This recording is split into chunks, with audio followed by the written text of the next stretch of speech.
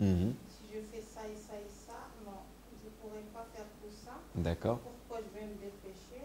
Mhm. C'est beaucoup évité. Mhm. Il y en a c'est la autre dire parce que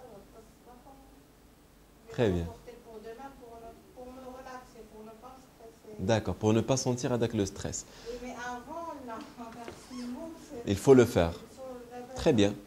Maintenant, la prochaine fois, dans la planification, et ça c'est un message pour tout le monde, ne mettez jamais une tâche que vous n'allez pas pouvoir faire. C'est simple, c'est aussi simple que qu'un enfant en train de planifier sa journée d'études. Pourquoi mettre 50 tâches alors que je suis sûr et certain que ma durabilité, si vous voulez que ma force de focus, elle est égale à 2, ou à 3, ou à 4 tâches. Tout simplement. Ben, au lieu de mettre... Parce qu'il y a des gens parfois qui vivent l'image d'être parfait. Mais il n'est pas parfait. Il vit juste l'image. Il met 50 tâches, mais à la fin, combien il fait? Peut-être qu'il fait les 50. Mais est-ce qu'il y a une qualité derrière? Mais non. Il n'y a pas une qualité derrière. Donc chacun devrait mesurer sa façon, en fait tester et mesurer ses résultats via la planification. Est-ce que quelqu'un veut partager avec nous ses actions à partir de demain?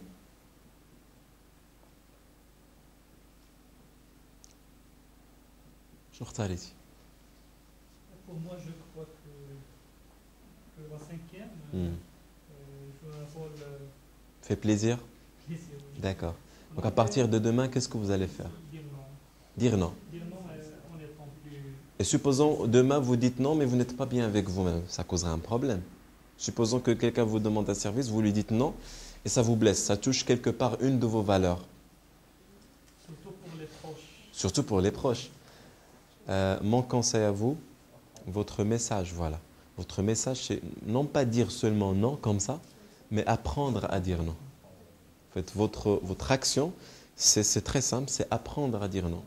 Et comment apprendre à dire non? C'est tout simplement, là encore on va le voir, en posant les bonnes questions. Lorsque quelqu'un vous dit « fais ceci », essayez juste de briser son chemin en lui disant « est-ce que je suis la bonne personne? Est-ce que c'est adéquat à ce que ça soit fait par moi-même? Est-ce que vous êtes sûr que c'est moi qui dois le faire ?» Et puis après, vous lui dites, est-ce que ça pourra attendre après-demain? Parce qu'en tous les cas, aujourd'hui, je l'ai réservé pour ceci. Essayez de briser par des questions logiques. Je vais vous raconter juste une histoire qui va vous faire plaisir, qui va faire plaisir à tout le monde, j'espère. Il y a un patron qui était, lorsque j'étais salarié, j'étais dans le contrôle de gestion. C'est très simple. Il rentre, il vient chez moi et il me dit, bah, tiens, il faut faire telle tâche. Il faut la faire. Je veux tel tableau, tel état, tout de suite. Alors que moi, j'ai planifié pas mal d'étapes, pas mal de travaux derrière. J'ai planifié tout au long de la nuit, tout au long de la soirée, en train de faire un plan, alors que lui, il rentre, fait ceci, parce qu'il me paye. Si je dis non, vous savez ce qu'il va faire. Si je dis oui, ben, je ne suis pas satisfait. Alors, entre le oui et le non, que dois-je faire? J'ai fait un truc, disons, intelligent. J'ai fait un tableau d'affichage. Et là où je mets un tableau Excel, lundi, mardi, etc., jusqu'à samedi matin, et je mets les tâches, en tous les cas qu'il me demandait. Moi, j'étais attaché à lui, donc toutes les tâches sont liées à lui. Lorsqu'il vient me voir, il me dit, il faut me préparer l'état de stock. Je lui dis quand? Il me dit, pour tout de suite. À 16 heures, je rentre à la réunion avec ce... Je lui dis, juste une minute, monsieur Flynn, juste une minute. Alors aujourd'hui à 16 heures, j'ai planifié, l'état des prévisions vente. Alors, je dois supprimer ça pour vous préparer l'état de stock. Il me dit, OK. Et je lui donne. Avec le temps, il a commencé à comprendre que quelque part, pour que je lui donne quelque chose, il doit, lui, supprimer autre chose. Et avec cette méthode, moi, je ne suis plus stressé. Et lui, ben, il est satisfait. Lorsque j'ai démissionné, il leur a dit, c'est lui qui m'a appris la gestion des priorités. Juste ça. Il faut que vous soyez transparent avec vos proches. Dites-leur, voilà, voici mes priorités, j'ai ma vie, voici mes priorités. En fait, ce que vous êtes en train de me dire sont vos priorités, je les respecte. Maintenant, il faut qu'on trouve un compromis, d'une manière ou d'une autre, tout simplement. Je prendrai une autre personne qui souhaite partager avec nous ses actions.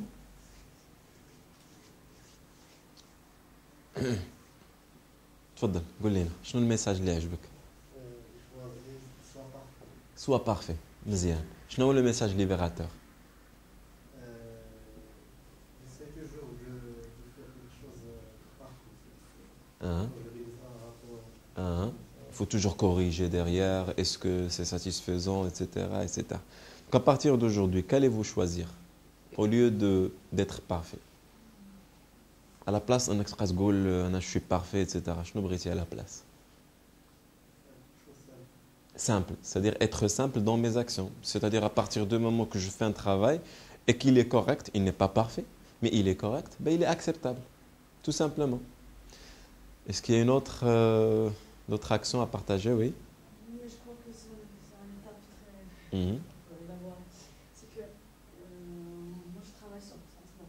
D'accord. C'est-à-dire on doit être plus perfectionné, avoir des quantités, qualités, beaucoup de choses. D'accord. Derrière, je ne fonctionne pas comme ça. Je fais la qualité. Ouais. Dire, j'essaie d'être parce que j'ai moi c'est un problème d'être parfait. D'accord, très bien. C'est dans ma nature. D'accord. D'accord. Avec le temps, je trouvais que si je vais faire vite, c'est pas ma cadence. Ouais. Mais si je fais mieux, je serai à l'aise. Avec vous-même déjà. Dans ma conscience. Très bien. Alors j'ai choisi que je fais les choses comme je les admets. D'accord. Que le monde tourne autour comme il veut. Ouais. Mais je fais ma qualité et j'y tiens. Comme ça, j'ai la conscience qui est tranquille. Très bien. Je suis payé, c'est-à-dire je mérite ce que je gagne. Ouais. En fin de compte, que j'évolue pas et que je fais les choses comme je l'admets. D'accord. Parce qu'il y a d'autres personnes qui font les choses autrement. Ouais. Ils font la qualité, ils font la quantité, mais comment ils font pour la quantité? Ils ont des appels. Ah d'accord, d'accord, je comprends. Ouais. Moi, je ne peux pas le faire. D'accord. Et comme ça, c'est vrai que je n'ai pas évolué. D'accord. Comment vous faites communiquer ça, en fait, cette valeur-là qui est très intéressante, à votre hiérarchie? Si moi je suis par exemple au niveau hiérarchique, au niveau de votre centre d'appel, comment je saurais que vous êtes une personne honnête, c'est un peu le cas, et que vous êtes une personne qui adhère à la qualité, voilà. Alors que les autres, ils adhèrent peut-être à la qualité et la quantité, mais en tous les cas, moi je suis meilleur. Comment moi je saurais ça? C'est là où parce que nous avons toujours des réunions, Très bien. des OPC, beaucoup de choses. D'accord. Et à chaque fois que j'assume. Très bien. C'est-à-dire, vous êtes en train de me dire que votre patron aujourd'hui, il est content de vous. Des qualités, je suis là. Excellent. Je suis à 94%. Excellent. Très bien. Mais il demande la quantité derrière. Maintenant, il faut le satisfaire, tout simplement. C'est C'est-à-dire, il faut, voilà, dans la partie quantité. Dans la partie quantité. Très bien. Et c'est ça ce qui est intéressant dans la vie, c'est qu'il y a moi, il y a l'autre, il y a le monde. Si on était seul dans le monde, je crois qu'on serait à l'aise. Chacun va vivre sa propre personnalité, sa propre bulle, etc. Mais on est avec le monde, on est avec les autres.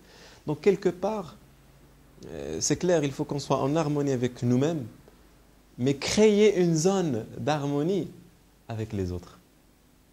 Je ne dis pas il faut vivre la personne des autres, il faut vivre les ordres des autres, mais il faut tout simplement créer une bulle harmonieuse avec les autres. Vous êtes satisfait et le reste sera satisfait.